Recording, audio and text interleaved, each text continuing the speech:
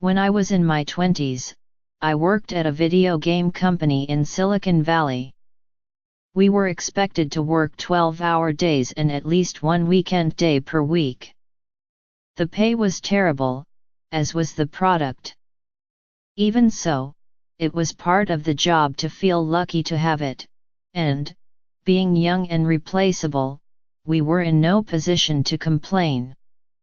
To complain would have made us entitled, which we were not entitled to be. The company, on the other hand, was entitled to claim our every waking hour, and to treat its rush to meet deadlines for clunky, slow-moving shooter games as a collective labor of love. It felt difficult to square the democratic world outside the office with the feudal arrangement inside it. I spent a lot of time marveling at the cognitive dissonance of it all. It wasn't just that office, of course. There has always been a disconnect between what we claim to deserve as human beings and what we believe is deserved in specific circumstances by citizens or non-citizens, workers or owners, makers or takers. Lately, entitled is the scalpel we use to divide one from the other, affirming the things we believe are owed to us, then turning around and shaming others for expecting anything beyond that. It lets us claim that certain rights are fundamental, granted by a higher authority, and it lets us accuse others of being grasping, arrogant and superior. It swaps hats, darting frantically from post to post, defending and attacking as the need arises. Any survey of news and headlines will illustrate the tangled nature of the word. For every negative usage, a positive one seems to follow. For every allowance we're granted, another will soon be taken away. Millennials have an entitlement complex, you will read, but all Americans are entitled to opinions. Then there's millennials in the workplace not entitled, just different.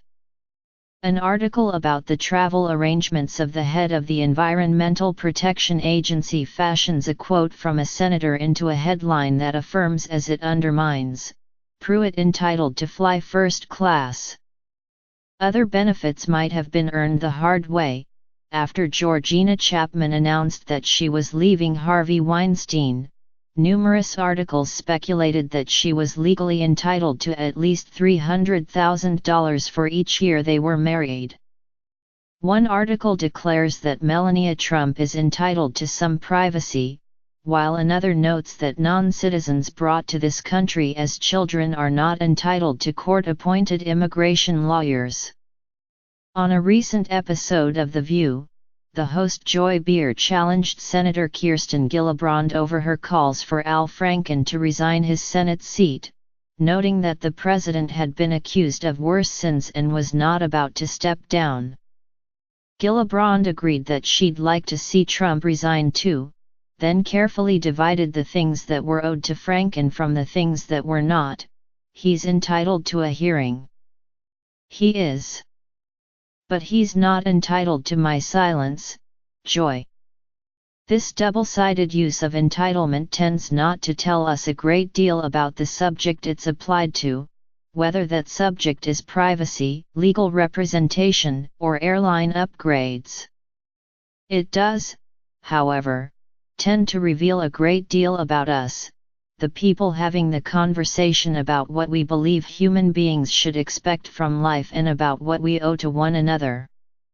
And it hints at all the bad feeling and zero-sum thinking that pervade our arguments over who deserves what, our envy, our fear of missing out, our paranoia that the rights of others are constantly threatening to impinge on our own. The way we use entitled feels less strange when you consider that its two meanings have slightly different origins. Once upon a time, entitlement was, quite literally, something granted by a higher authority. A noble person pleased the sovereign, perhaps by acquiring land or fighting bravely, and in return the sovereign bestowed upon him special rights and privileges, perks not afforded to a commoner, including the right not to have their estate expropriated by the crown.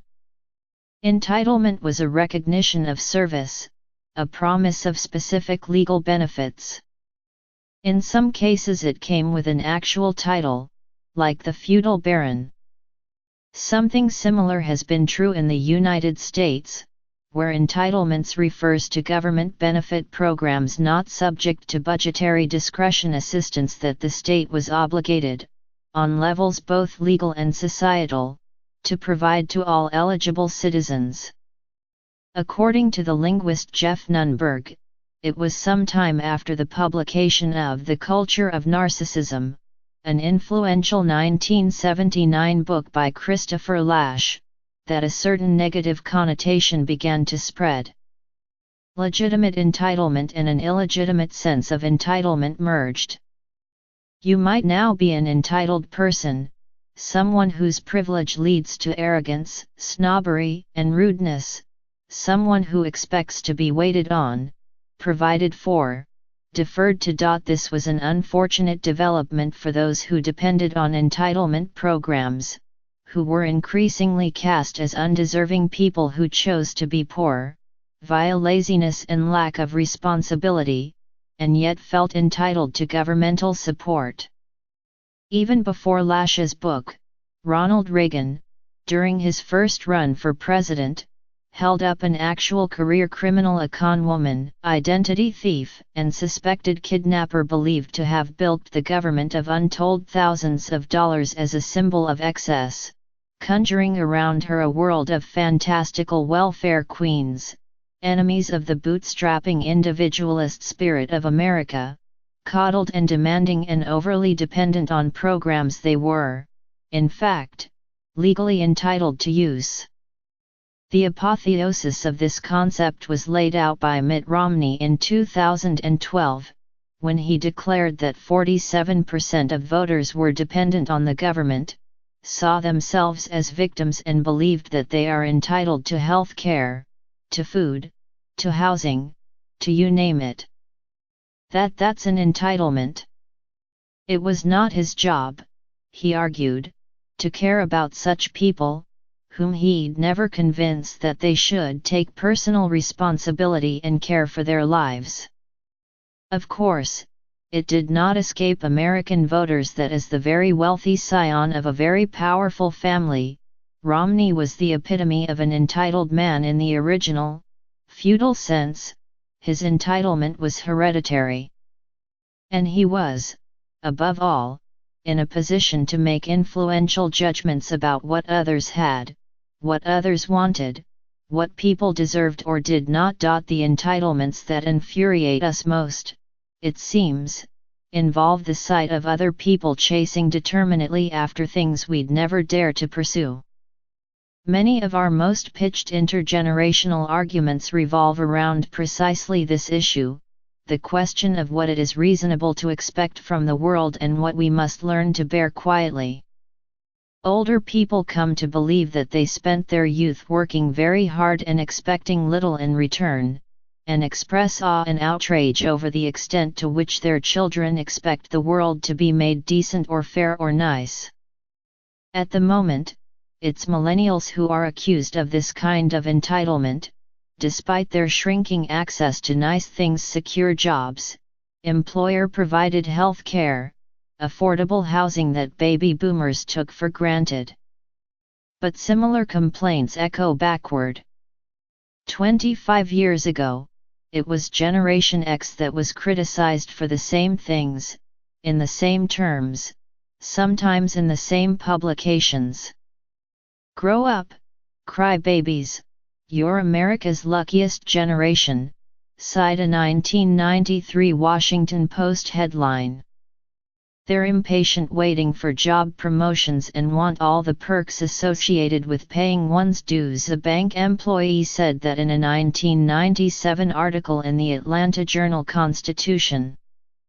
To read a 2013 article in Time magazine calling millennials lazy, entitled, selfish and shallow feels like having dozed off years ago and woken up just in time to see history repeated. We are clearly galled by people we believe think they deserve something the rest of us don't. The unsettled issue, of course, is what anyone deserves in the first place, a question over which we are constantly erupting into pitched battles. Sometimes the issues are broad and societal. Do you deserve health care, or a home, or a lawyer? Should the government formally entitle you to more of these things? Sometimes they are personal or mundane. Do you deserve a thank you card or to have your text responded to? Is it entitled to expect either? We are able to bring a surprising emotional intensity to our fights over any of these things. Still, we tend to use entitled to argue out these questions case by case and person by person, as if it were possible to settle huge, overarching questions about the kind of society we want to live in one situation at a time. We take what could be useful conversations about rights and values and turn them into ad hominem attacks, accusations of arrogance and greed. Calling someone entitled doesn't suggest they hold a different conception of social responsibility, it suggests poor character. No matter which direction the word points, it tends to serve as a cudgel. And yet its ubiquity may still be a useful sign, pointing at deep questions about fairness and equality, about our very different conceptions about what a person can, or should, expect from life. It embodies an impasse we've reached, and it suggests that if we ever could sort out the details, we might find that we're entitled to far more than we're getting.